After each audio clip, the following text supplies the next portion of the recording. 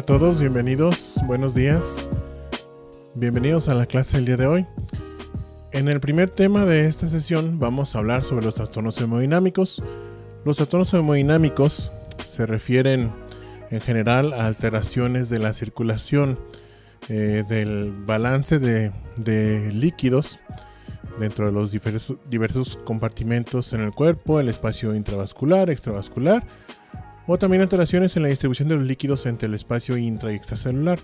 Hoy nos vamos a enfocar a las alteraciones en el trastorno de la distribución de los líquidos en el sistema circulatorio.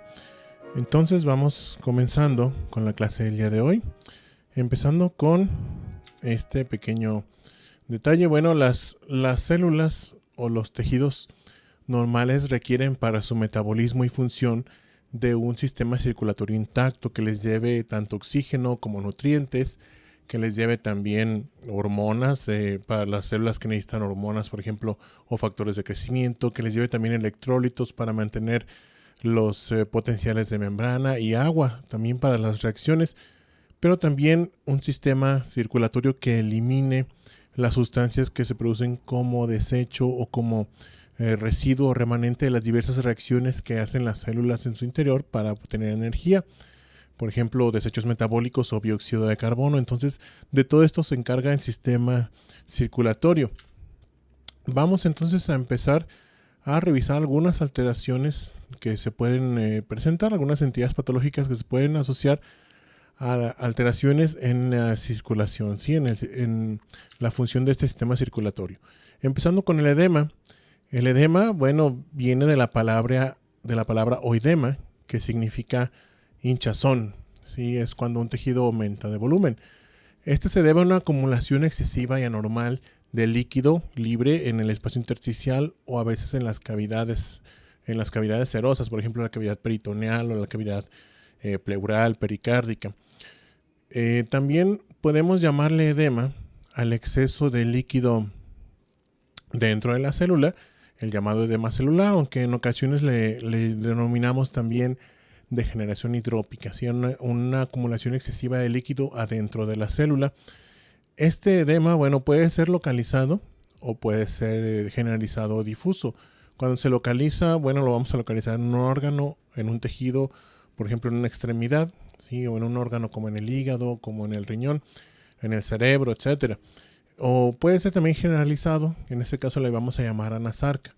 La anasarca es un edema que se presenta prácticamente en todo el cuerpo y se debe a algunos trastornos en particular que ahorita vamos a explicar más o menos. Bien, dependiendo de su composición, también el edema le vamos a llamar exudado o trasudado. Exudado le llamamos cuando se debe a un proceso inflamatorio. Esto lo explicamos en el tema de inflamación. Dijimos que el exudado es un edema de origen inflamatorio que es rico en proteínas y en células.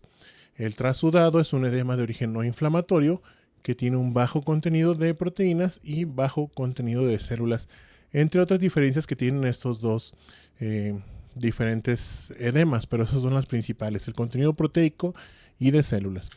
Bien, para que los líquidos estén bien distribuidos entre el espacio intravascular y extravascular o espacio intersticial, entran ahí en función diversas fuerzas que ejercen una presión o empuje o una tracción sobre estos líquidos.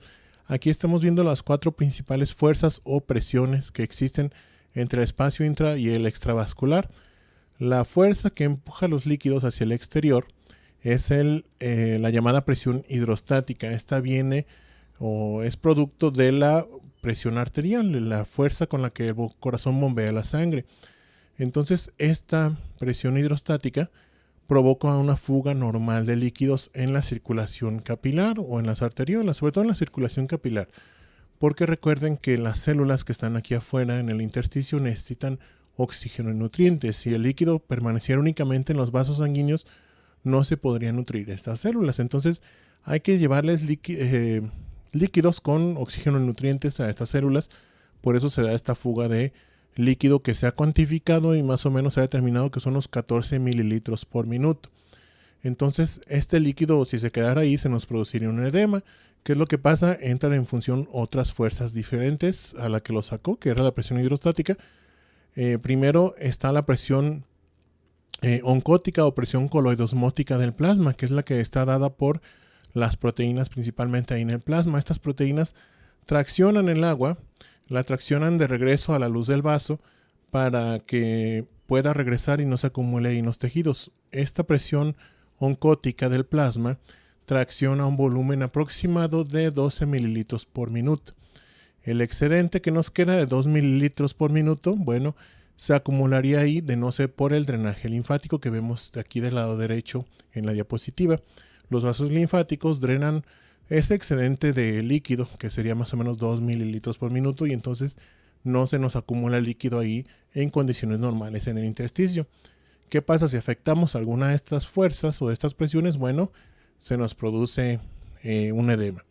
Entonces el edema puede tener básicamente 4 mecanismos fisiopatológicos de base, ya sea que aumente la presión hidrostática o que disminuya la presión oncótica, que aumente la permeabilidad vascular o que disminuya el drenaje linfático. Entonces vamos a explicarlos ahorita los 4.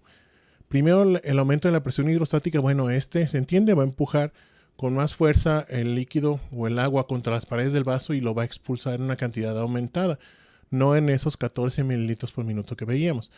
Y también va a disminuir ese retorno, ese retorno del líquido. Entonces, aquí vemos algunas circunstancias en las que puede aumentar la presión hidrostática cuando hay dilatación arteriolar en un tejido, como en inflamación, por ejemplo, cuando hay aumento de la presión venosa, como en la congestión, que vamos a ver más adelante, o cuando hay una hipervolemia, ¿sí? Hay mucho líquido porque hay retención a lo mejor de sodio, que sería de los casos más comunes. Aumenta el volumen de líquido dentro de los vasos y esto aumenta la presión hidrostática. Entonces aquí vemos gráficamente esto que les acabo de mencionar. Tenemos un aumento de la presión hidrostática en un tejido.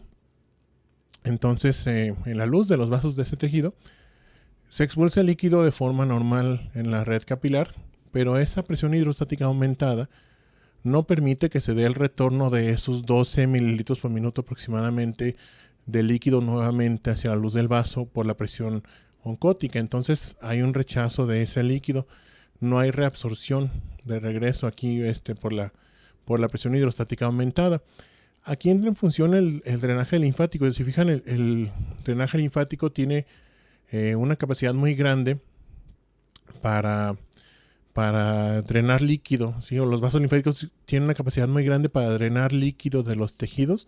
Aquí estamos viendo la mayoría del líquido que se quedó aquí en el tejido, en el intersticio, se va a ir por vía linfática, pero siempre nos queda un pequeño remanente que con el tiempo se va acumulando y nos produce el edema en ese tejido. Bien, en segundo lugar tenemos la disminución de la presión oncótica. ¿Qué es lo que va a pasar aquí? Va a disminuir esa tracción de retorno que hacían las proteínas de la luz del vaso, las que están ahí disueltas en el plasma, del líquido que salió al intersticio para llevar oxígeno y nutrientes. Entonces ya no hay tanto retorno de ese líquido. ¿En qué caso se puede presentar esto? Bueno, en el síndrome nefrótico, por ejemplo, hay pérdida masiva de proteínas por el riñón, entonces disminuye la cantidad de proteínas plasmáticas y con esto disminuye también la tracción esa de regreso a la presión oncótica o coloidosmótica. La pueden encontrar con las dos denominaciones. En la cirrosis hepática también se producen menos proteínas. Acuérdense que el hígado es el que produce la albúmina o es el principal productor de albúmina del plasma. Entonces, si hay una falla hepática, hay una disminución muy importante de la albúmina, que es la principal proteína del plasma, y pues disminuye por consecuencia la presión oncótica. Entonces aquí estamos viendo que se da la salida normal del líquido, ¿verdad? Esos 14 mililitros por minuto, pero hay muy poquita tracción de proteínas, hay una presión oncótica muy baja aquí en la luz del vaso, como para traccionar de regreso esos 12 mililitros por minuto. ¿Qué pasa? Solamente se regresa una pequeña fracción de líquido. Nuevamente aquí entra en función el drenaje linfático a tratar de absorber todo el líquido que se puede, pero nos queda igualmente que en el ejemplo anterior, un remanente de líquido ahí pequeñito que se nos va acumulando en el tejido, y eso pues nos va a causar edema ya conforme pase el tiempo. El tercer mecanismo que puede causarnos edema es un aumento de la permeabilidad vascular, y aquí el ejemplo más característico y más sencillo de entender es la inflamación. La inflamación, acuérdense,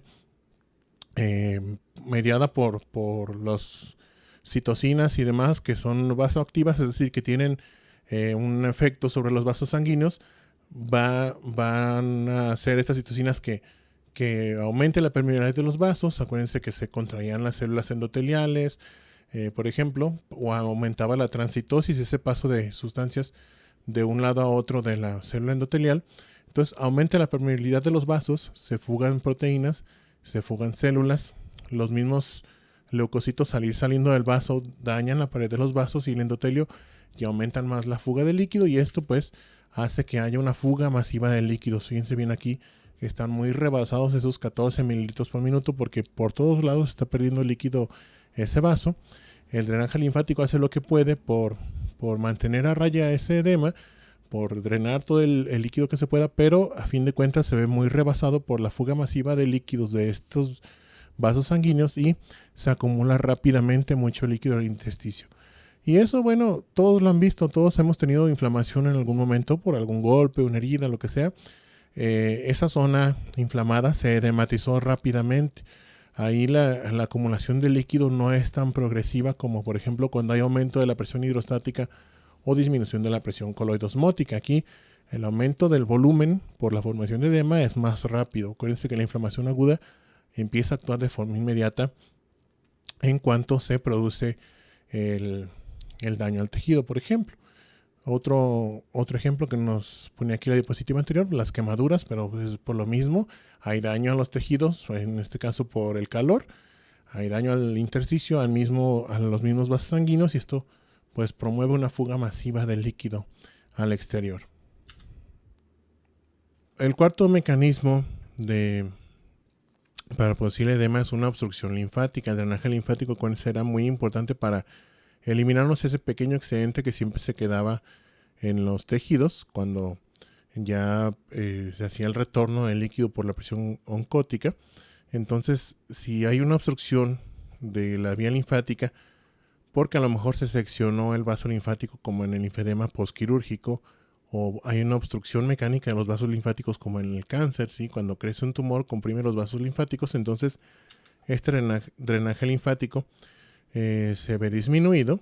Se da aquí la salida del líquido normal del vaso, el retorno por la presión coloidosmótica o presión oncótica, y vemos que el drenaje linfático aquí está muy disminuido o está abolido completamente en el caso de este esquema, bueno, porque hay un tumor comprimiendo el vaso linfático. Entonces ese pequeño líquido, esa pequeña cantidad de líquido, que eran 2 mililitros por minuto más o menos, se nos va acumulando en el tejido y se produce el edema también. Bien, el edema, bueno, va a tener diferente importancia clínica dependiendo de dónde se produzca. Puede ser, por ejemplo, localizado, como vemos aquí, en un miembro pélvico, o puede estar también localizado en algún órgano que comprometa la función y la vida del paciente. Por ejemplo, el edema pulmonar. Sí, el edema pulmonar es un edema muy riesgoso porque se forma una acumulación de líquido dentro de los espacios alveolares y eso disminuye el intercambio gaseoso normal de oxígeno y dióxido de carbono en los pulmones, lo cual compromete la oxigenación del paciente, causa una hipoxia generalizada y puede también pues causar la muerte en casos severos. O otro caso de edema también muy importante clínicamente y muy riesgoso, el edema cerebral. Aquí tenemos una imagen de una tomografía axial computarizada del cerebro. Sí, estamos viendo aquí un corte transversal del cerebro o un corte axial, donde vemos pues la corteza ahí con sus pliegues, con sus circunvoluciones, y también los ventrículos izquierdo y derecho, ¿sí? Esta es una tomografía normal. ¿Qué pasa cuando se produce edema aquí? Bueno, al igual que en todos los tejidos, el edema cerebral causa una expansión o un aumento del volumen del cerebro.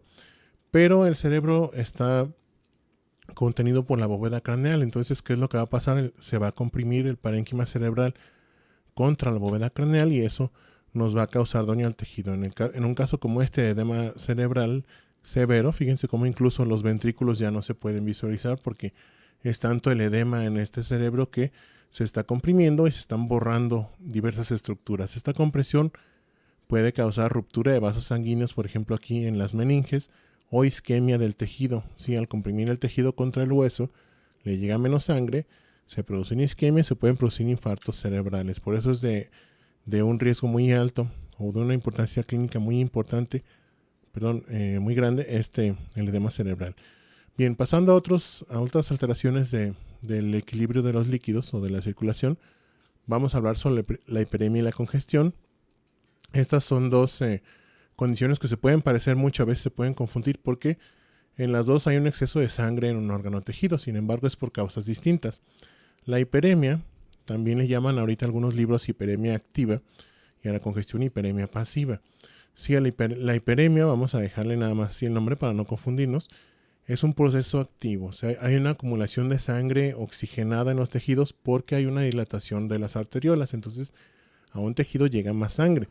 Como es sangre oxigenada, el tejido se ve rojizo, un color rojo brillante, ¿sí? Por ejemplo, eso se ve en inflamación o de forma fisiológica, como en el músculo esquelético cuando hacemos ejercicio.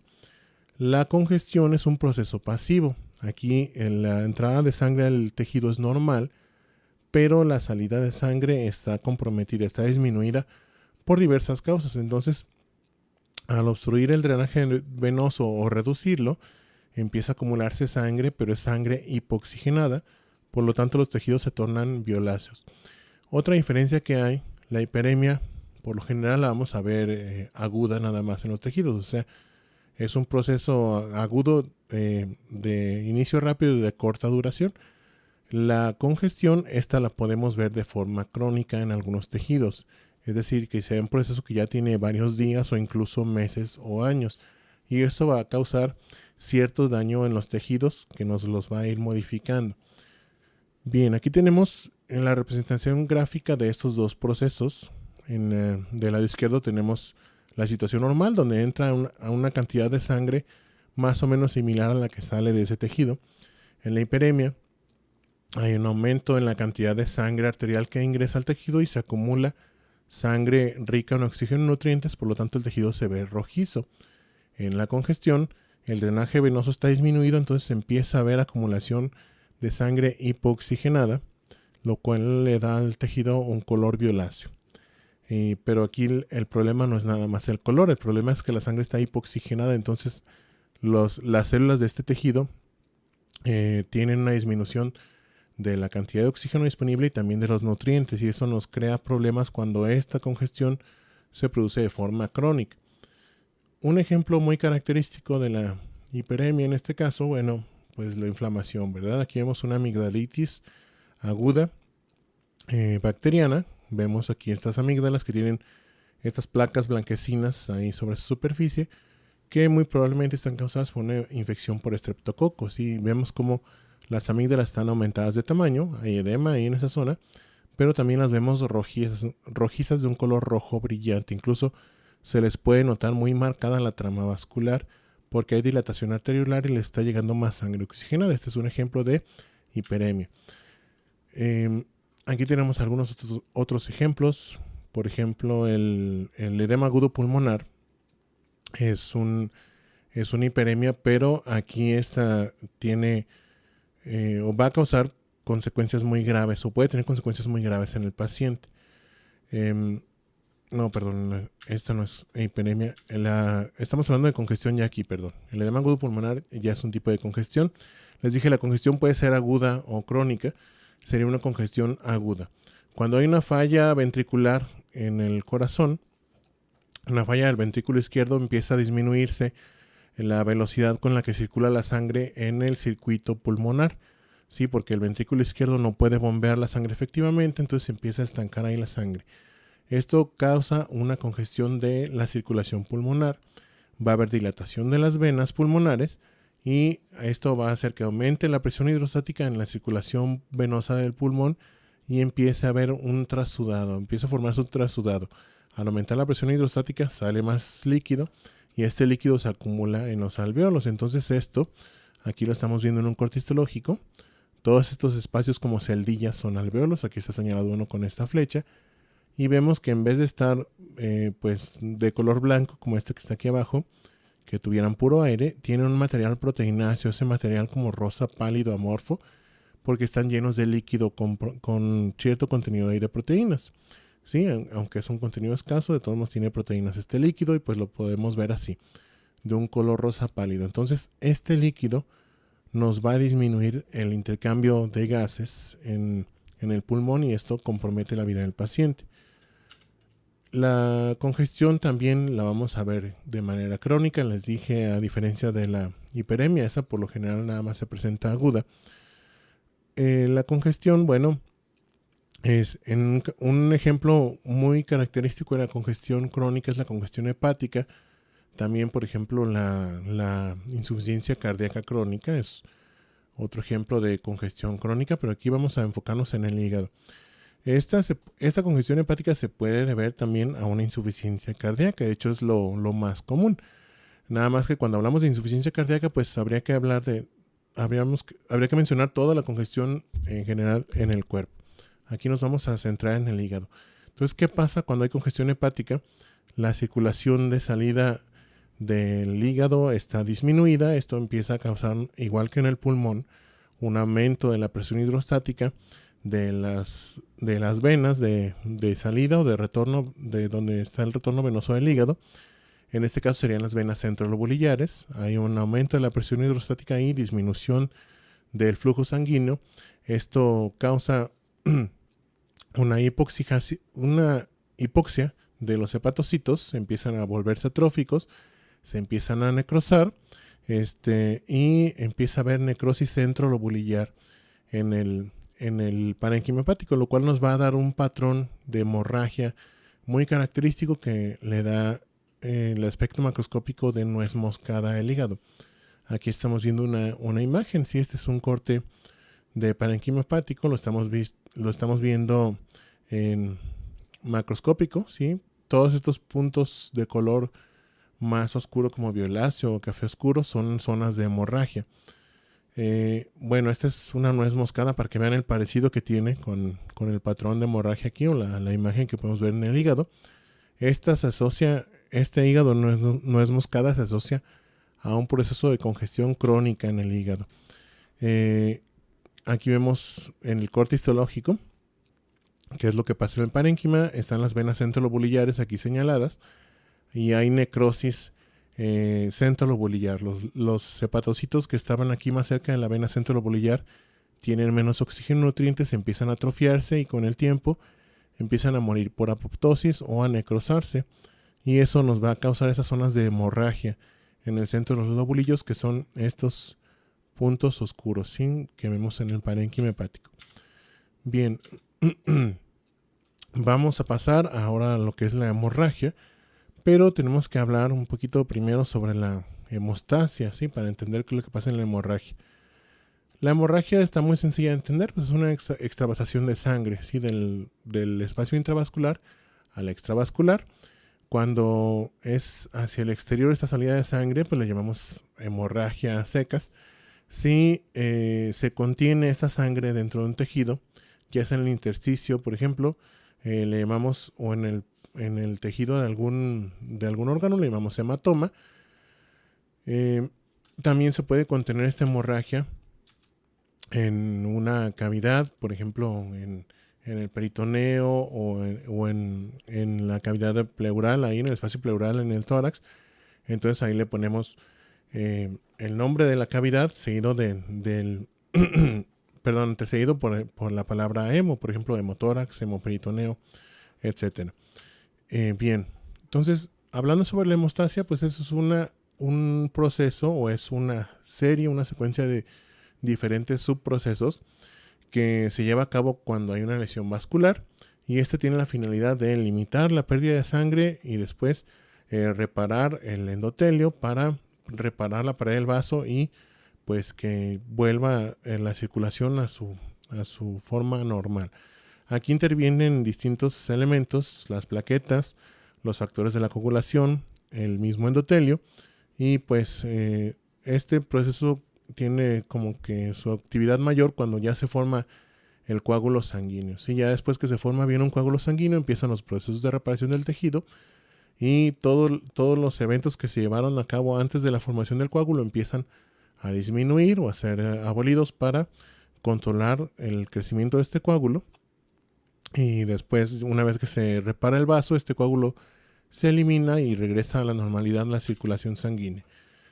La hemostasia, bueno, tiene distintos eventos. Aquí estamos viendo los principales. Hay primero una vasoconstricción arteriolar en ese tejido para que la pérdida sanguínea sea menor. El endotelio lesionado libera endotelina, que es un vasoconstrictor muy potente, entonces se contraen los vasos sanguíneos para limitar la pérdida sanguínea. Después viene la hemostasia, que dividimos en dos, en hemostasia primaria y secundaria, donde se empiezan a agregar las plaquetas en la hemostasia primaria. Después, en la hemostasia secundaria se activa la cascada de la coagulación para depositar fibrina entre esas plaquetas y consolidar bien ese tapón o ese coágulo plaquetario. Y después empieza la limitación del crecimiento de ese coágulo. El coágulo se estabiliza y se empieza a reabsorber para contraerse y después limitar su crecimiento. Bien, aquí estamos viendo estos pasos de forma gráfica de la hemostasia. Al principio tenemos, bueno, la lesión endotelial. El endotelio al dañarse va a liberar esa endotelina que les dije, y esto causa una vasoconstricción. La vasoconstricción a veces no alcanza a cerrar completamente a la luz del vaso, pero sí disminuye su calibre, entonces con esto disminuye la pérdida de sangre. Por eso siempre que nos hacemos una herida tenemos de todos modos una pérdida de sangre. Ya hay vasoconstricción en la zona, pero si no lo hubiera, esa pérdida sería mayor. Después viene la hemostasia primaria. Al destruirse el endotelio de alguna zona del vaso porque se dañó, se van a exponer proteínas de la matriz extracelular que estaban debajo de esas células endoteliales. Una de las más importantes es esta que está señalada aquí con las letras BWF, que es el factor de von Willebrand. Este sirve como una molécula de adherencia para las plaquetas. Las plaquetas que van circulando por la sangre se adhieren ahí a ese factor de von Willebrand.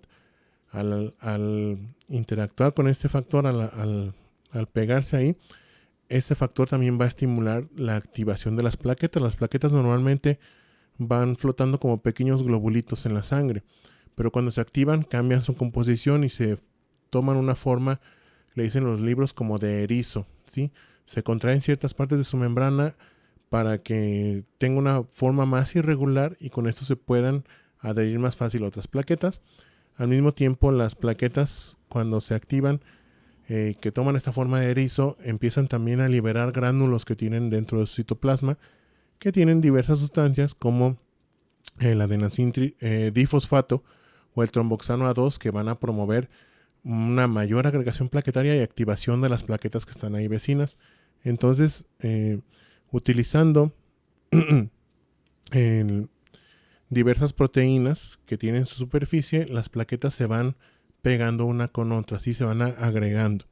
Se empiezan a reclutar más y se están agregando ahí para formarnos un tapón primario. Nada más que este tapón no es muy resistente, ¿sí? Las uniones que hay entre las plaquetas no son muy fuertes, entonces se nos podría desprender y otra vez empezar el sangrado. ¿Qué es lo que pasa? Bueno, viene la hemostasia secundaria.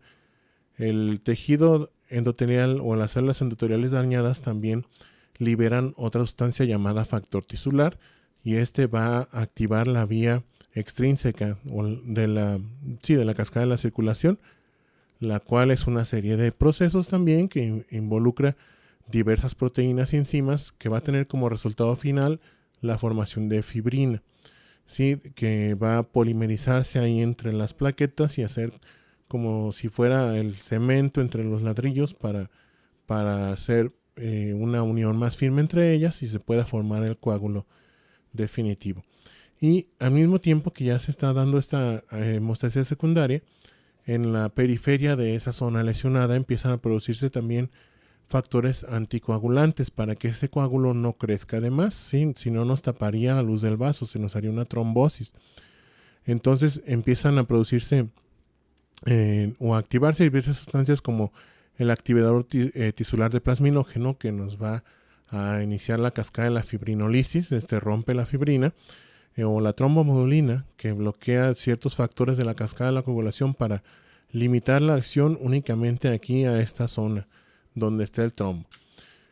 Bien, aquí vemos como un acercamiento, una vista más detallada de la hemostasia primaria, donde aquí estamos viendo el factor de von Willebrand. Aquí, bueno, se supone que había una célula endotelial que se dañó, quedó expuesta a esta proteína, el factor de von Willebrand. Ahí se empiezan a agregar las plaquetas y estas, al agregarse ahí, se activan, liberan sustancias, dijimos tromboxano 2 y adenosín difosfato principalmente, que reclutan más plaquetas y las activan. Entonces empiezan a formar entre ellas puentes utilizando el fibrinógeno. El fibrinógeno es el precursor de la fibrina. Entonces, las plaquetas, bueno, tienen superficie diversas moléculas de adhesión. Aquí vemos las principales. La glucoproteína 1B, que les ayuda a unirse al factor de von Willebrand, y la glucoproteína 2B3A, que les ayuda a formar puentes entre ellas con el fibrinógeno. Entonces, esta es la hemostasia primaria. Empieza a formarse o agregarse entre sí las plaquetas utilizando como puente el fibrinógeno. Después viene la activación de la cascada de la coagulación. Esta es una serie de reacciones químicas que nos van, bueno, lo que tienen en común es que utilizan una enzima, un sustrato y un cofactor, casi todas las reacciones. Por ejemplo, aquí tenemos el factor tisular. Bueno, ese sirve como enzima activadora del factor 7. El factor 7 activado junto con el factor tisular nos activa el factor 9. Después el factor 9 activado junto con el factor 8 activado activa el factor 10. Y aquí empieza la vía común. ¿Sí? La cascada de la coagulación tiene dos vías. Esta que vemos aquí al lado derecho es la extrínseca. El factor 10 activado nos va a convertir la protrombina en trombina, y esta trombina nos convierte el fibrinógeno que veíamos aquí, lo va a escindir, lo va a cortar. Entonces nos va a resultar aquí un compuesto o una proteína que ya no es soluble, que es la fibrina, y esta nos va a formar una adherencia, o nos va a dar una adherencia más firme entre las plaquetas. Del lado izquierdo vemos la vía intrínseca. Esta es una vía que se ha estudiado más en el laboratorio, pero se ha visto que cuando se activa la vía extrínseca, esta también se activa y nos hace como un refuerzo, una retroalimentación para que se esté produciendo más trombina y por lo tanto más fibrina. Esta, bueno, tiene otros factores, el factor 12 que activa al factor 11, después al factor 9, y otra vez regresamos a la vía común, que es la activación del factor 10. Les decía, bueno, en la cascada de la coagulación, casi todas las reacciones tienen esto en común, que necesitan de una enzima, que es un factor de la coagulación ya activado, un substrato, que sería el factor de la coagulación que se va a activar, y un cofactor, ¿sí? que puede ser otro factor de la coagulación o alguna otra sustancia, por ejemplo calcio. Y esto nos va a dar como resultado la activación de ese sustrato. ¿Sí? Aquí vemos, por ejemplo, la activación del factor 10 y después la activación del factor 2, cómo se van dando en cascada. El factor 2 es la protrombina, ¿sí? que cuando se activa se convierte en trombina. Y bueno, para darse estas reacciones necesitan también estar sobre una superficie. Aquí las vemos sobre una superficie que sea electronegativa. ¿Sí? Esta superficie sería la membrana de las plaquetas. Entonces estas reacciones de la cascada de la coagulación se dan sobre la superficie de las plaquetas que están ahí formándonos este primer tapón, ¿sí? Este primer coágulo de la hemostasia primaria. Ya que se activa la cascada de la coagulación, se deposita fibrina, y pues esa fibrina va a hacer más firme ese tapón plaquetario. En ese tapón plaquetario se van a agregar también a veces eritrocitos o células inflamatorias, porque pues la fibrina es una molécula con un alto grado de adherencia. Entonces van pasando más células ahí de la sangre y se quedan atrapadas. Aquí vemos algunos de los efectos que tiene la trombina. Sí, acuérdense que las sustancias químicas aquí dentro del organismo por lo general tienen muchas funciones. Entonces la trombina, bueno, estimula la agregación y la activación de las plaquetas, estimula la síntesis de tromboxano 2, ayuda a producir la fibrina, sí, rompe el fibrinógeno para convertirlo en fibrina. Y también, bueno, tiene efectos proinflamatorios, promueve la adhesión de las células inflamatorias como los neutrófilos o los monocitos, y activa los linfocitos también para ayudar a reparar ese daño y a combatir una infección que podría estar ahí a lo mejor, porque si nos hacemos una herida, salvo que nos cortemos con un bisturí en quirófano, bueno, lo que sea que nos hirió va a estar contaminado, va a tener microorganismos, entonces hay que eliminarlos. Y también va a estimular a estimular a las células ahí periféricas del vaso, como el músculo liso, para que empiecen a proliferar y empiece a darse la reparación de ese vaso. Sí, la finalidad de la hemostasia es formarnos aquí un tapón en la pared del vaso que se dañó, pero mientras se repara ese vaso. O sea, a final de cuentas se tiene que reparar ese vaso para poder después eliminar ese coágulo. Bien, el endotelio tiene también un rol fundamental. Tiene dos actividades en general. Tiene actividad protrombótica y actividad antitrombótica, dependiendo de la situación en la que se encuentre. Cuando se daña el endotelio, empieza a adoptar una actividad protrombótica que favorece la trombosis o la formación de los coágulos. Libera factor tisular que activa la cascada de la coagulación, pero al mismo tiempo el endotelio que está en las zonas vecinas, como lo veríamos aquí, empieza a tener actividad antitrombótica para que ese coágulo no crezca de más. Empieza a liberar y activar el activador de plasminógeno tisular que nos convierte el plasminógeno en plasmina. ¿Sí? La plasmina rompe la fibrina y nos ayuda a ir limitando esa adhesión de células en el coágulo. Cuando estamos en la zona donde está formando el coágulo, bueno, aquí empieza a haber más actividad protrombótica, entonces se liberan, por ejemplo, sustancias como esta alfa-2 antiplasmina que nos bloquea la acción de la plasmina y de forma local para que el coágulo donde se necesita sí se pueda formar, pero en las zonas periféricas, bueno, la plasmina está libre para poder ir rompiendo la fibrina que se está produciendo a lo mejor en exceso. Estos productos de degradación de la fibrina se van por la circulación, son depurados en el hígado, pero se pueden detectar en la sangre. Cuando hay eventos de trombosis en el organismo se pueden detectar estos productos de degradación de la fibrina. Uno de ellos es, por ejemplo, el dímero D. Entonces, cuando se hace una determinación de dímero D, si está elevado en la sangre, quiere decir que en algún lugar del cuerpo está habiendo trombosis o formación de coágulos de forma activa. Y esto sirve para monitorizar, por ejemplo, a las personas que padecen de trombosis venosas profundas, ¿sí? Para ver cómo va el estado de su enfermedad o cómo está evolucionando. Entonces aquí, en esta última diapositiva de la hemostasia, vemos resumida la actividad del endotelio, tanto cuando está a favor de la trombosis o que tiene actividad protrombótica, como la actividad antitrombótica. Aquí vemos más a detalle todas las diferentes actividades, acciones antitrombóticas que tiene el endotelio para evitar que se nos formen coágulos de forma normal así o habitual en la circulación. Normalmente la sangre no se debe coagular cuando va circulando, únicamente cuando hay un daño endotelial, y esta coagulación se da iniciada por la expresión del factor de von Willebrand.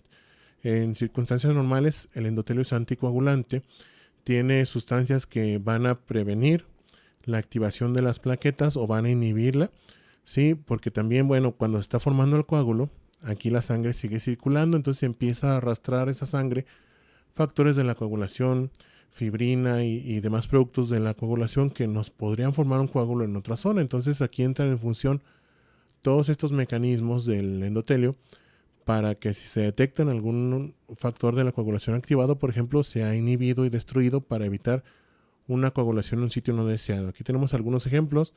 La molécula parecida a la heparina que tiene en su superficie el endotelio bloquea la antitromina 3. Y esta, bueno, o fija la antitromina 3 y la antitrombina 3 va a inactivar la trombina que va circulando, ¿sí? Que sería la trombina, acuérdense, ayudaba a formar la plasmina, no, perdón, la fibrina. Entonces, la antitromina, bueno, la va a bloquear. Hay otra receptora ahí en la membrana del endotelio que activa una serie de reacciones que bloquean el factor 7 también circulante. Tenemos también la trombomodulina, que cuando detecta trombina circulando, bueno, la atrapa, ¿sí? Para inactivarla, pero también activa una serie de reacciones ahí en la luz del vaso, que sería la cascada de la fibrinolisis. La trombomodulina con la trombina va a activar la proteína C. La proteína C, que es una proteína del plasma, junto con la proteína S, sirve como un inhibidor o un destructor de los factores 5 y 8 activados para bloquear la cascada de la coagulación en algún sitio no deseado.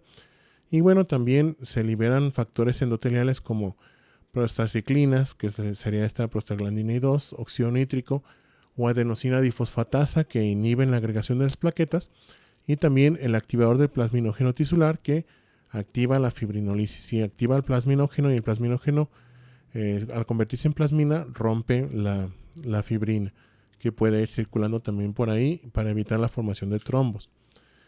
Bien, cuando hablamos de hemorragias podemos ver distintos patrones morfológicos, es decir, dependiendo de la forma y tamaño que tiene o de las características de esa hemorragia, le vamos a poner un nombre. Cuando hablamos de hematomas, de acumulaciones de sangre en los tejidos, dependiendo del tamaño los vamos a llamar petequias, púrpuras o equimosis, ¿sí? Las petequias serían las más pequeñas, las equimosis serían las acumulaciones de sangre más grandes. Y cuando se producen en cavidades, les dije, le vamos a poner esa palabrita hemo antecediendo al nombre de la cavidad: hemotórax, hemopericardio, hemoperitoneo o hemartrosis, cuando se da este sangrado en una articulación. Aquí tenemos algunos ejemplos. Estas serían petequias. Las petequias son las hemorragias más pequeñitas. Tienen un diámetro máximo de unos 2 milímetros y tienden a ser puntiformes. A veces pueden ser confluentes, es decir, que si se nos forma una petequia muy cerca de otra, bueno, se van a unir y darnos la apariencia de que fueran en una hemorragia más grande, como vemos aquí, por ejemplo. Si en esta zona debajo o en el párpado inferior se ve una hemorragia más grande, pero es porque varias petequias se formaron ahí muy cerca y se unieron. Las púrpuras como estas ya son lesiones más grandes, que muchas veces también, dependiendo de donde se formen, van a ser palpables. Por ejemplo, en la piel causan elevación de la epidermis y pueden palparse, así aquí lo estamos viendo. Y esta pues se asocia a diferentes alteraciones hematológicas, o las equimosis, los famosos moretes, ¿verdad?, que todos hemos tenido en algún momento, que son zonas ya de hemorragia o extravasación más grandes, y van teniendo también, o aquí en todas las hemorragias se ve, pues, pero aquí como es más grande se nota mejor esa evolución del hematoma, conforme se va degradando la sangre que está ahí atrapada y se va reabsorbiendo. Entonces va cambiando de color el hematoma, de ser de un color violáceo se torna a un color verde amarillento y después desaparece. Este cambio de color se da por la transformación de bilirrubina a biliverdina por los macrófagos que están ahí fagocitando todos los eritrocitos que se extravasaron, y después esos macrófagos con biliverdina se la llevan al hígado para transformarla nuevamente en bilirrubina. Perdón, no era bilirrubina, era hemoglobina. Sí, la hemoglobina se convierte en biliverdina y después ya en bilirrubina. Bien, la hemorragia, al igual que en el edema, bueno, va a tener diferente importancia clínica dependiendo de dónde se produzca. Aquí estamos viendo un ejemplo de una hemorragia muy severa, una hemorragia del parénquima cerebral por un EBC hemorrágico, ¿sí? Una ruptura de un vaso, de una arteria, ¿sí? Una arteriola que llevaba sangre al cerebro, lo cual produce una zona de hemorragia. Esta zona de hemorragia causa compresión del parénquima que está alrededor, y esa compresión causa isquemia y causa necrosis y va haciendo que empiece a haber cada vez más hemorragia. Entonces, una hemorragia en un órgano como como el cerebro, que está contenido, bueno, puede empezar de forma pues muy pequeñita y con el tiempo irse expandiendo y causándonos una zona más amplia de necrosis que nos puede comprometer la vida del paciente. Bien, la trombosis, que sería la siguiente alteración hemodinámica. Esta, bueno, ya que vimos la hemostasia, es más sencilla de entender. Esta es la formación de una masa intravascular a partir de los componentes de la sangre, o sea, como si fuera un coágulo, pero este es un coágulo que no está bien controlado. Es un coágulo que se forma de manera excesiva y nos va a comprometer, a reducir mucho la circulación en ese vaso, o de plano la puede incluso obstruir, causándonos una isquemia o un infarto. Sí, entonces no hay que confundirla con la coagulación normal. La coagulación es un proceso que está bien controlado, ya la vimos ahorita. La trombosis está descontrolada, sí, es patológica. Em, bueno, aquí estamos viendo la función del coágulo, nada más para recordar. Este evita la salida de sangre al espacio extravascular, sí, del espacio intravascular al extravascular. El trombo ya es algo patológico que nos puede obstruir la luz del vaso sanguíneo. Si es una arteria, bueno, nos va a causar una zona de isquemia distal a esa obstrucción que nos va a causar un infarto. O si se va por una vena, sí, se puede desprender perdón, si está formándose una vena, se puede desprender en algún momento ese trombo y causarnos un tromboembolismo. Cuando un trombo o un fragmento de un trombo se desprende, ya se convierte en un émbolo. Y esto nos trae una complicación que es esta llamada tromboembolismo. Ahorita la vamos a explicar. Bien, el doctor Rudolf Virchow puso en contexto los diversos factores que favorecen a la trombosis y creó este modelo que es la triada de Virchow. No hay que confundirla con los signos cardinales de la inflamación, esos son diferentes. Sí, estos son tres elementos, es el daño endotelial, el flujo sanguíneo anormal y un estado de hipercoagulabilidad. Y cuando tenemos esos tres o alguno de esos tres, nos va a favorecer un estado de trombosis. Hay algunos que van a potenciarse entre sí. Por ejemplo, un daño endotelial nos va a potenciar si tenemos un estado de hipercoagulabilidad, va a hacer que seamos más propensos a la trombosis. El daño endotelial también nos va a hacer un flujo anómalo en la sangre, o el flujo anómalo nos puede causar un daño endotelial, y también el flujo anómalo nos va a promover la trombosis si tenemos un estado de hipercoagulabilidad. Aquí vemos algunos ejemplos de estos estados. Por ejemplo, el daño endotelial se produce cuando hay hipercolesterolemia, como en la aterosclerosis, o durante la inflamación. El flujo sanguíneo normal se vería, por ejemplo, en la estasis sanguínea, como en las venas, ¿sí? Por eso ahí se pueden formar muy fácil en la circulación venosa trombos, o cuando hay fibrilación incluso en el corazón. Por ejemplo, la fibrilación auricular no compromete severamente la circulación sanguínea, pero sí disminuye el flujo sanguíneo dentro del corazón. O sea, ¿a qué me refiero? El paciente a lo mejor sí va a tener algunos síntomas, pero puede seguir con vida aunque esté fibrilando una de las aurículas. Una fibrilación en el corazón es una contracción como irregular y asincrónica. Ya saben que el corazón se tiene que contraer todas sus fibras al mismo tiempo para poder bombear. En la fibrilación las fibras se contraen en diferentes tiempos y esto causa como una oscilación nada más de la pared, no se contrae bien. Entonces esto causa estasis sanguínea en el corazón y pueden formarse trombos ahí. O un estado de hipercoagulabilidad, como en algunas enfermedades que no son tan comunes, alteraciones de los factores de la coagulación, por ejemplo, que favorecen las trombosis. Bien, vamos a ver entonces ejemplos de estas tres situaciones. El primero, el daño endotelial. Ya vimos por qué nos puede producir una trombosis, porque favorece la formación de coágulos. Cuando hay un daño endotelial se forma un coágulo. Si el proceso de coagulación no se regula bien, porque a lo mejor también tenemos un estado de hipercoagulabilidad, entonces se nos puede formar un trombo, ¿sí? Y bloquearse completamente la circulación en ese vaso. El flujo anómalo también nos va a causar una trombosis, o nos puede causar una trombosis, pero también nos puede causar un daño endotelial. Vean, aquí va la flecha del flujo anormal hacia el daño endotelial. El daño endotelial también nos va a causar un flujo normal porque, bueno, al formar un coágulo, la circulación se hace más lenta. Hay estasis sanguínea y se puede potenciar esa trombosis. El flujo anormal, ¿por qué nos va a causar daño endotelial y a formar un trombo? Bueno, ya les había explicado cuando hablamos de la marginación de los leucocitos en inflamación, que la sangre tiene un flujo normal que se llama flujo axial. Hay una capa de plasma puro alrededor de todas las células de la sangre que las separa de la pared del endotelio para que no estén rozando, ¿sí? Si están rozando las células una con otra, se van a lesionar, el endotelio se puede activar y volverse adhesivo para que se agreguen las plaquetas. Las células inflamatorias como los neutrófilos se pueden activar y dañar el endotelio, etcétera. Entonces, por eso las células no deben estar rozando y por eso este flujo axial en la circulación normal. En algunas circunstancias, por ejemplo, si hay un flujo de sangre muy violento, como se puede ver en algunos casos de hipertensión o en anomalías valvulares como en la estenosis aórtica, se rompe este flujo axial. También si hay estasis sanguínea como en las venas, este flujo axial se rompe, las células empiezan a rozar unas con otras y se pueden activar y empezar a formarnos un coágulo aquí. O bueno, los estados de hipercoagulabilidad, que estos son ya situaciones mucho menos frecuentes, no son tan comunes.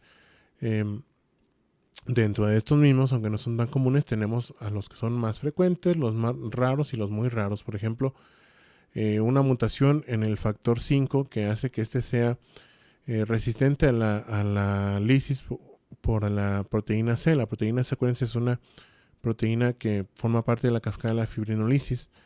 Va a inactivar o va a romper al factor 5. Entonces, cuando tenemos el llamado factor 5 de Leiden, que sería un factor 5 mutante, es resistente a la destrucción por la proteína C y esto causa alteraciones de la coagulación. ¿Sí? Aquí vemos algunas, por ejemplo, también deficiencias de proteína C y S que se puede ver a veces en los niños cuando hacen de repente trombosis de la cabeza del fémur, es porque tienen alguna deficiencia de estas proteínas, o trastornos muy raros como defectos en la fibrinolisis. Bien, hay algunos también estados de hipercoagulabilidad que no son hereditarios como estos. ¿Sí? Los primarios son todos genéticos, estos se tienen desde que se nace. Estos otros son adquiridos y estos cualquiera de nosotros los puede presentar. ¿Sí? Por ejemplo, la inmovilización prolongada favorece la trombosis, favorece un estado de hipercoagulabilidad porque la sangre al estarse quieta empieza a coagularse. Es lo que pasa cuando nos toman una muestra de sangre y la dejan en un tubo de ensayo. La sangre, porque ya no está fluyendo, empieza a sedimentarse, se activan factores de la coagulación y se va a coagular. O el mismo caso que les dije de la fibrilación auricular en el corazón, que puede ser a veces secundario a un infarto, o un mismo infarto del ventrículo va a causar disminución en la contracción del ventrículo y se pueden formar trombos ahí en la pared del corazón. Sí, dependiendo del tipo de alteración, las vamos a clasificar en estados de hipercoagulabilidad adquiridos de alto riesgo para trombosis o de bajo riesgo. De alto riesgo está la inmovilización, fallas del corazón como el infarto agudo al miocardio, la fibrilación auricular, el cáncer, por ejemplo, también, que causa compresión en los tejidos y causa disminución del flujo sanguíneo, o de bajo riesgo de trombosis como el síndrome nefrótico, uso de anticonceptivos, etc.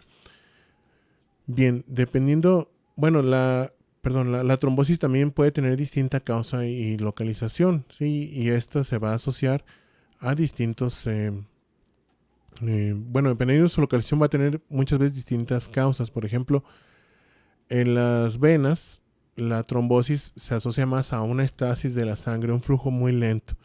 ¿Sí? Las venas, acuérdense que no tienen nada que empuje la sangre dentro de la luz. En las arterias, ese flujo sanguíneo depende de la presión que ejerce el corazón, pero como las venas ya están después de la red de los vasos capilares, no hay una presión efectiva que esté impulsando la sangre para su retorno. Entonces las venas dependen del tono muscular. ¿Sí? Los músculos, el músculo estriado que está alrededor de las venas las comprime y hace que se drenen, que la sangre vaya circulando. Cuando tenemos una inmovilización, por ejemplo, prolongada en las personas que están, no sé, postrados en cama por alguna enfermedad, por ejemplo, el tono muscular disminuye alrededor de las venas y empieza a haber estasis venosa, entonces se pueden formar coágulos. Por ejemplo, hay situaciones también que no son tan poco comunes, el famoso caso de las personas que hacen viajes en avión, pero que son transatlánticos, que son vuelos muy largos, y dicen que después de que, no sé, tal persona viajó desde aquí hasta Europa y viajando allá se infartó, ¿verdad? Porque se le formó un coágulo o un trombo en las piernas y después ese trombo fue y se atoró en los pulmones o en el corazón. Es por eso, porque al estar sentados mucho tiempo, por ejemplo, la circulación en las venas de las piernas se hace más lenta, se pueden formar trombos y después esos se desprenden y nos forman un émbolo. En el corazón y las arterias es más raro que haya estasis, pues ahí la sangre está fluyendo constantemente, entonces se pueden deber más frecuentemente a una lesión endotelial, ¿sí? A un flujo anómalo que cause rozamiento de las células, daño del endotelio y agregación ahí plaquetaria y formación de un coágulo después de un trombo. O en el caso del corazón, bueno, ahí sí se puede deber a una combinación de las dos. Puede haber algo de estasis sanguínea porque la pared de ese corazón ya no se contraiga de forma efectiva, como en la fibrilación auricular, o posterior a los infartos en los ventrículos. Aquí tenemos un ejemplo de una trombosis en los ventrículos del corazón. Este es un corte coronal de un corazón donde estamos viendo los ventrículos, el ventrículo izquierdo y el ventrículo derecho. Vemos el septo interventricular y aquí vemos que este corazón tiene dos trombos. Este de aquí es un trombo que está en la pared del ventrículo izquierdo y aquí está otro pequeñito en la pared del ventrículo derecho. Y vemos que esos trombos están directamente arriba o en contacto con la superficie de esta zona blanquecina que estoy aquí delimitando en color amarillo. Aquí se ve muy bien. Esta zona blanquecina es una cicatriz de un infarto previo. Si este paciente tuvo un infarto, este tejido de aquí pues se cicatrizó. Acuérdense que en el corazón no hay regeneración. Entonces, después de un infarto, se murieron las células de aquí musculares de este corazón, de esta zona de la pared ventricular. Se formó una cicatriz y la cicatriz ya no se contrae. Entonces empieza a haber algo de estasis sanguínea en estas zonas más profundas de los ventrículos y se formó un coágulo. Este es un coágulo, un trombo, en un vaso sanguíneo. Este es en una arteria. Los trombos se forman de manera dinámica, ¿sí? No se nos forma por lo general un trombo así grandote de primera intención. Se van formando en episodios. Se activa la coagulación en un vaso, se forma un pequeño trombo que se detiene esa formación de ese trombo, se limita, pero después se vuelve a reactivar y se vuelve a formar otra vez más o a acumular más material ahí sobre ese trombo. Entonces se va formando en capas y estas capas las podemos ver nosotros en los trombos tanto macroscópicamente como microscópicamente. Aquí estamos viendo un corte histológico de un trombo donde podemos ver de color más rosa pálido los depósitos de fibrina y de color rojo pues células de la sangre, ¿sí? Eritrocitos que se quedaron ahí atrapados entre esas capas de fibrina. Esto nos ayuda a diferenciar, por ejemplo, un trombo de un coágulo post-mortem. ¿Sí? En el caso de las autopsias, por ejemplo, si se tiene sospecha de que un paciente haya fallecido por una trombosis, bueno, hay que buscar el vaso sanguíneo que se cree que se afectó. Pueden ser vasos pulmonares, por ejemplo, vasos del cerebro, y buscar esto, ¿sí? Los trombos están formados en capas. Un coágulo post-mortem se vería una masa gelatinosa muy homogénea, entonces con eso los podemos distinguir. Bien, la trombosis va a tener distintos desenlaces también, dependiendo de qué tan extensa se hace. Se puede disolver ese coágulo, que sería lo más ideal. El coágulo también, si se hace muy grande y no se puede eliminar, va a tener un proceso de organización y recanalización, que ahorita lo vamos a ver.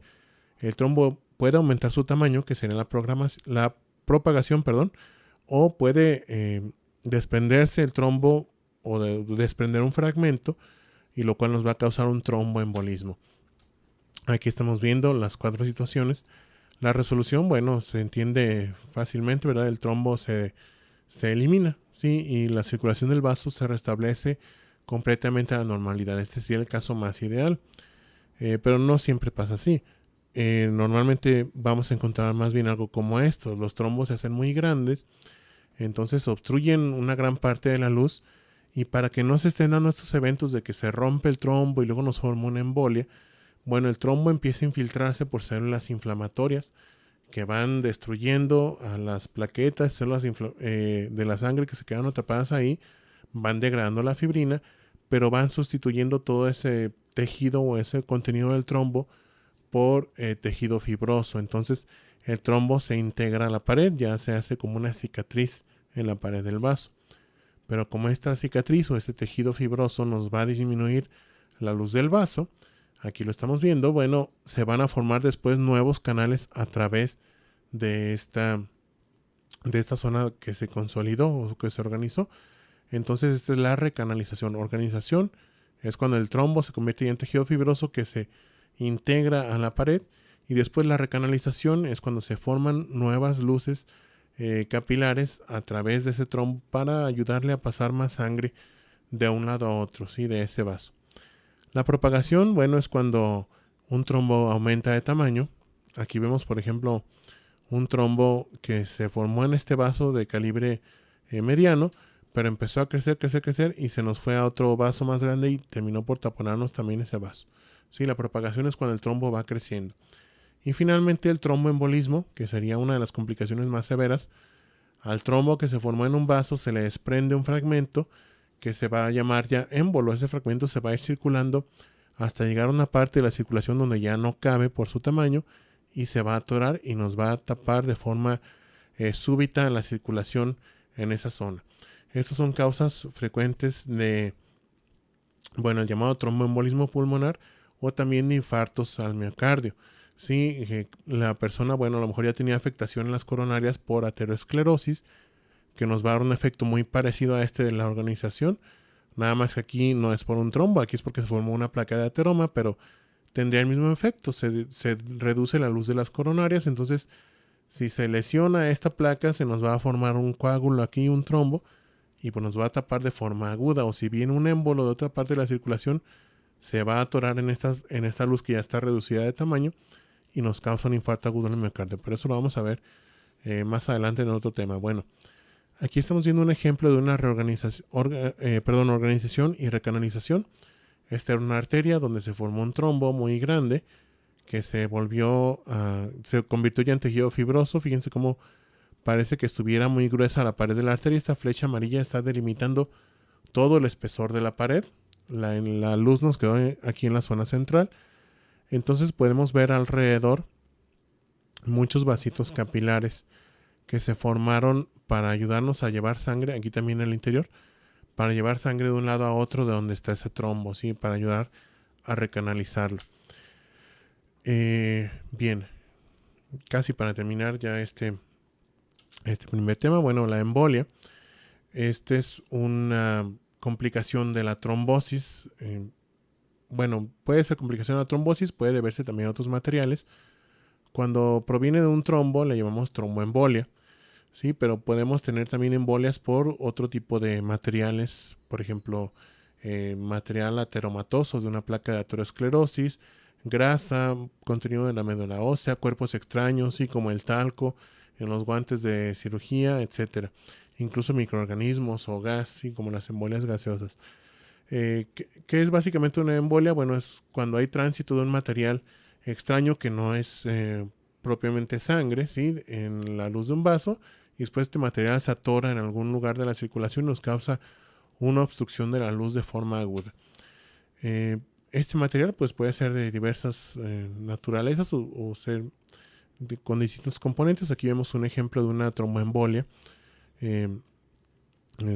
Esta era parte de un trombo, se fue por la circulación y se atoró en esta pequeña arteria causando un infarto.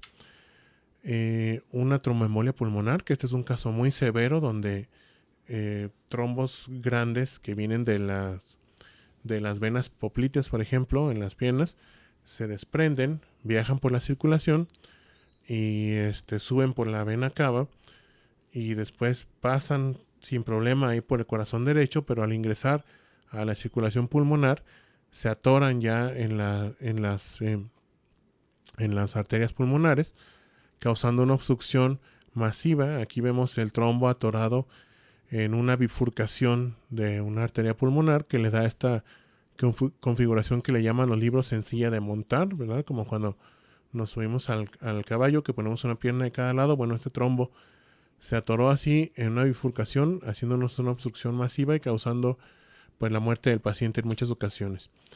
Un émbolo de médula ósea en las fracturas de huesos grandes como en el fémur. Fragmentos de la médula ósea pueden entrar a la circulación y atorarse en alguna parte de la microcirculación. Este es En el pulmón nuevamente, aquí vemos alrededor alvéolos, y esta es una arteriola, y este es material de médula ósea. Vemos que hay algunos adipocitos o glóbulos de grasa, y vemos también células hematopoyéticas formando parte de este material. Las válvulas mecánicas también que pueden poner en las personas que tienen valvulopatías, las prótesis mecánicas de las válvulas cardíacas, pueden causar embolias también, ya sea porque se colonicen de bacterias. Es relativamente común la endocarditis en las válvulas protésicas porque tienen materiales distintos a los tejidos normales del corazón, que se pueden colonizar más fácil por microorganismos. Entonces puede haber crecimiento bacteriano, y después de estas colonias de bacterias se desprende un pedacito y se forma un émbolo séptico. O también estas mismas válvulas, al ser mecánicas, están machacando los eritrocitos muchas veces al pasar. Al momento de cerrarse, los pueden aplastar algunos y destruirlos. Entonces, al fragmentar estas células de la sangre, se puede favorecer la trombosis en algún otro lado, y después ese trombo nos va a causar un émbolo. Bien, para terminar nos falta nada más ver rápidamente lo que es el infarto y el shock. Estos están muy sencillos. Bueno, un infarto es una zona de necrosis que se debe a una isquemia en un tejido.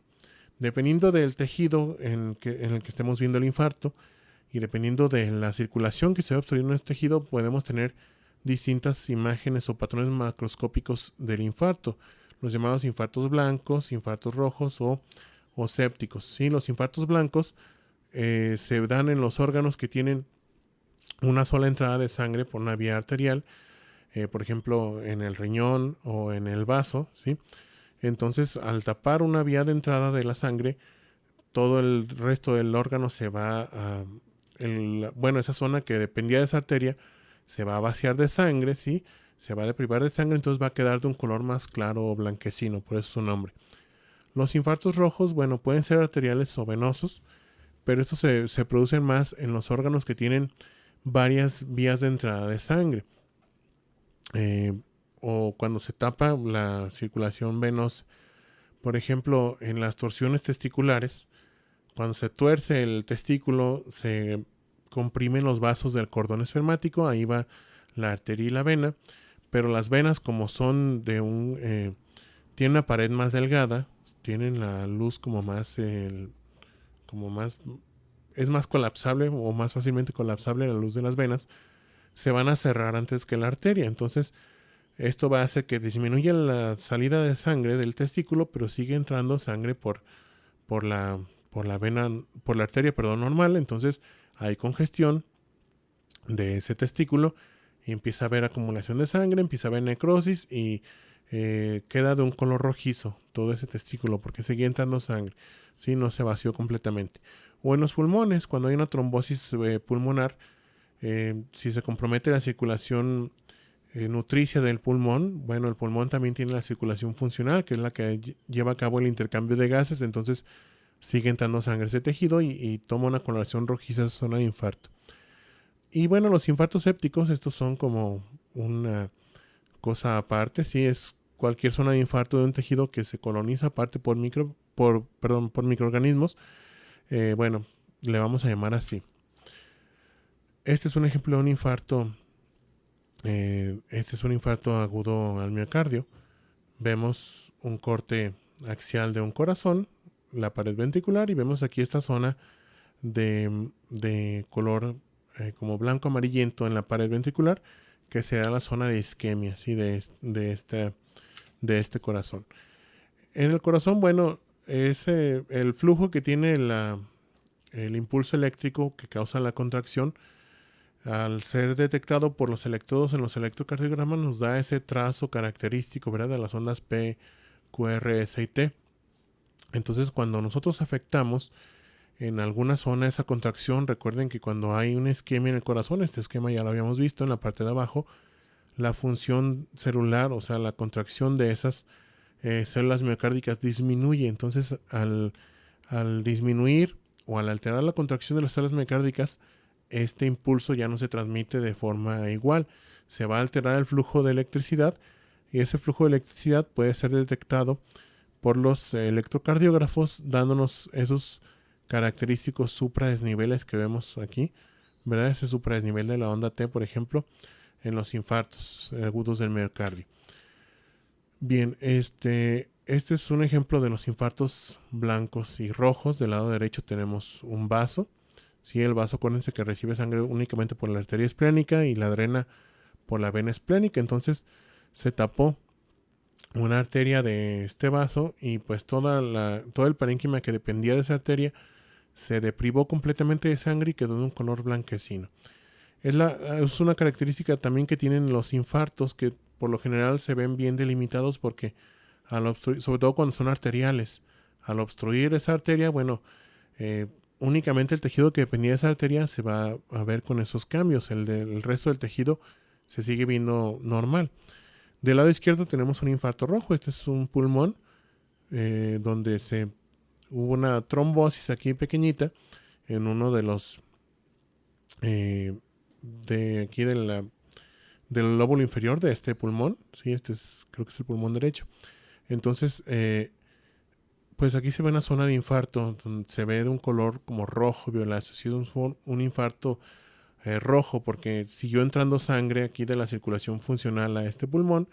A pesar de que hubo necrosis de las células, bueno, siguió llegando algo de sangre y le dio esa coloración al parénquima. O un infarto séptico, sí, en el corazón, en este caso otra vez, vemos una zona de infarto de color blanquecino, pero tiene algunos cambios agregados. Vemos un color como negruzco o pardo, porque hay colonización por microorganismos aparte.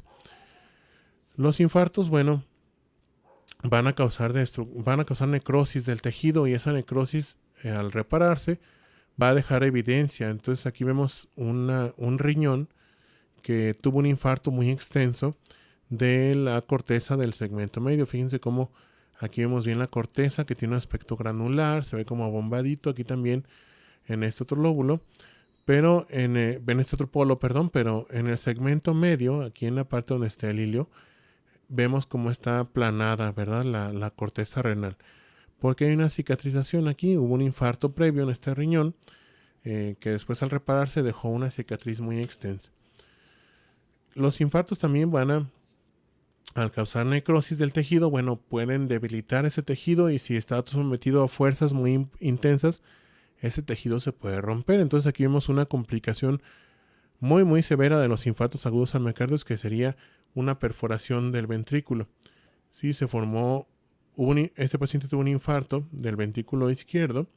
Entonces aquí vemos en la cara lateral del ventrículo izquierdo. Eso ocasionó una ruptura del ventrículo y la sangre se acumuló aquí por fuera, en el espacio pericárdico, dándonos también otra complicación que es el taponamiento cardíaco. Se acumula sangre entre el pericardio y el corazón, o se acumula algún líquido, pero casi siempre es sangre. Puede ser también líquido de un derrame. Y ese líquido, bueno, comprime el corazón y ya no lo deja que se expanda, causándonos ese taponamiento. Hay diversos factores que van a modificar la severidad de un infarto. ¿Qué tanta sangre le llega a ese tejido? Entre más sangre le llegue, más aguantan las células antes de morirse. Por ejemplo, en los infartos por obstrucción venosa, como en el caso del testículo que les dije, bueno, no hay drenaje venoso, empieza a haber congestión en el testículo, las células empiezan a morir, pero de una forma más lenta que, por ejemplo, en el infarto agudo del miocardio. Ahí se tapa la circulación arterial, las células se quedan súbitamente sin oxígeno y sin nutrientes y mueren más rápido. El desarrollo de la oclusión, bueno, la velocidad de desarrollo de la oclusión también es importante. Si es una oclusión súbita, las células tienen súbitamente se quedan sin nutrientes y oxígeno y se mueren más rápido. Cuando es una oclusión paulatina, porque a lo mejor tenemos una trombosis en ese vaso o hay una enfermedad arterial como la aterosclerosis que va disminuyendo progresivamente el flujo sanguíneo en una zona, empieza a formarse a veces circulación colateral. Hay angiogénesis, se forman nuevos vasitos colaterales que llevan sangre al otro lado de esa obstrucción de la arteria. Entonces, cuando se da de forma progresiva una oclusión, bueno, al ocluirse completamente ya el vaso principal, hay vasos accesorios que nos llevan sangre a otra zona del tejido y puede durar un poquito más el tejido antes de morirse. La vulnerabilidad de las células también es muy importante. No todas las células son iguales.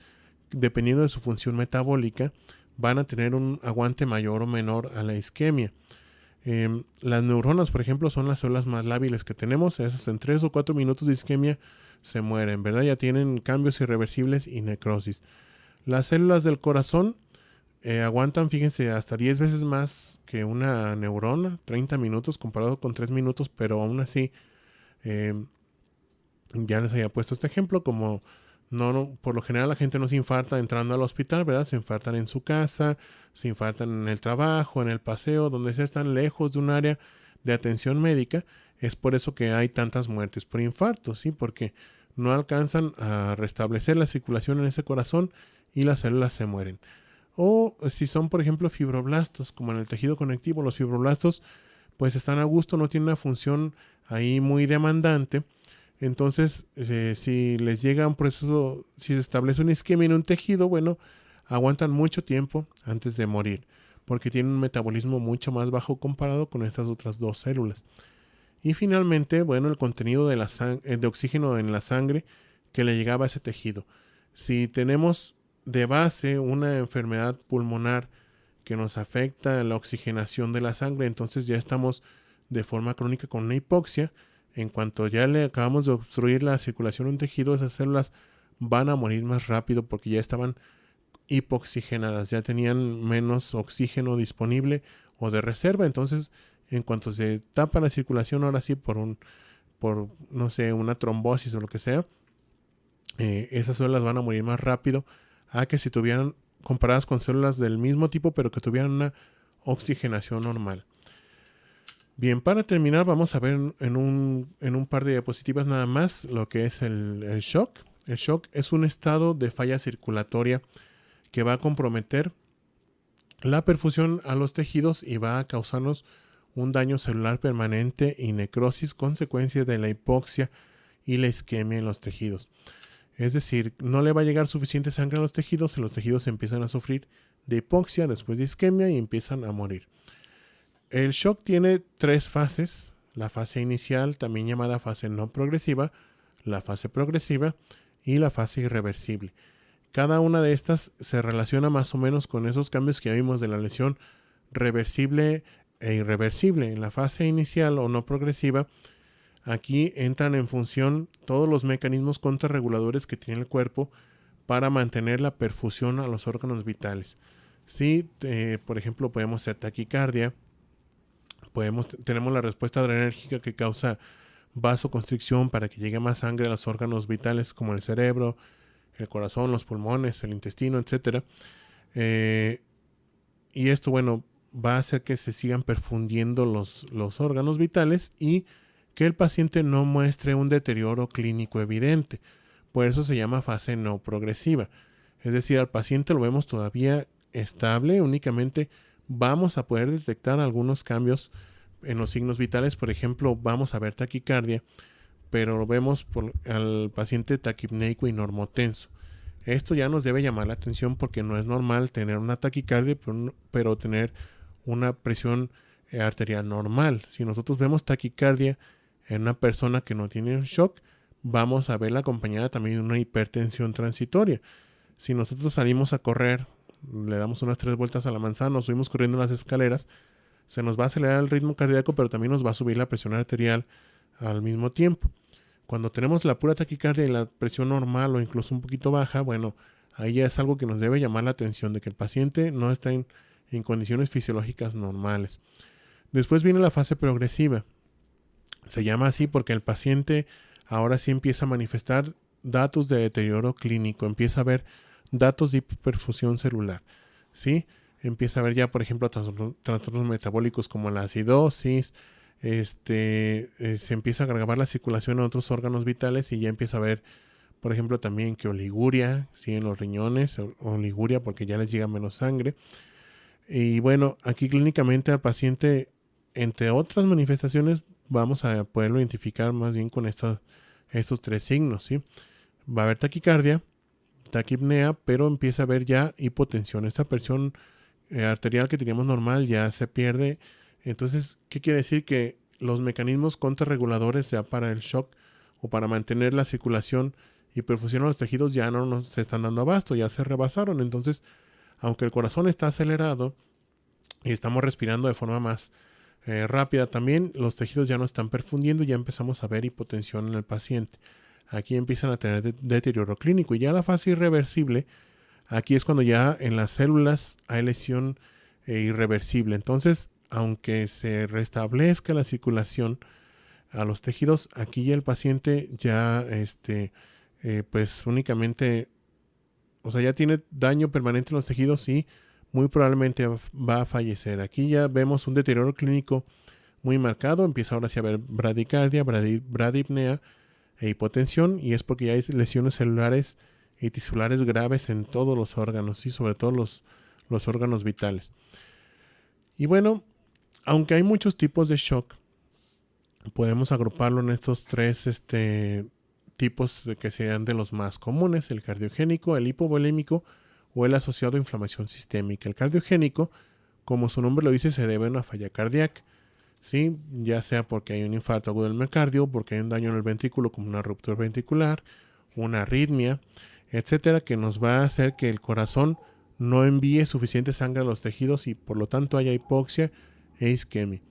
El shock hipovolémico también se entiende muy fácil por su nombre. Hay una disminución del volumen sanguíneo por pérdida sanguínea, por ejemplo una hemorragia, pero también puede ser por una deshidratación severa como por vómito excesivo o diarrea, o en el caso de las quemaduras. Esto hace que disminuya el volumen neto del plasma. Aunque el corazón esté funcionando bien, no hay suficiente volumen en la sangre para llevarle nutrientes y oxígeno a todas las células y empieza a haber hipoperfusión.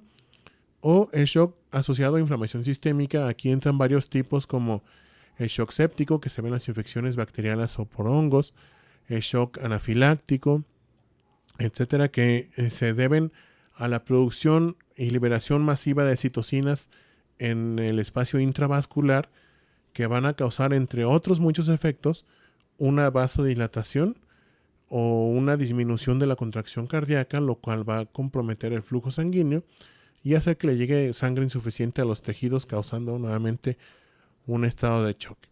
Bien, creo que con esto terminamos este primer tema. No sé si hay dudas sobre lo que vimos en este primer capítulo de trastornos hemodinámicos.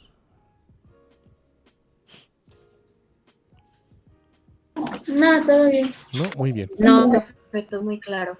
Perfecto, entonces vamos a dar ahorita 10 minutitos, son las 9:35. A las 9:45 empezamos con el siguiente capítulo, que sería el de trastornos de la inmunidad. ¿De acuerdo? Nos vemos ahorita en 10 minutos.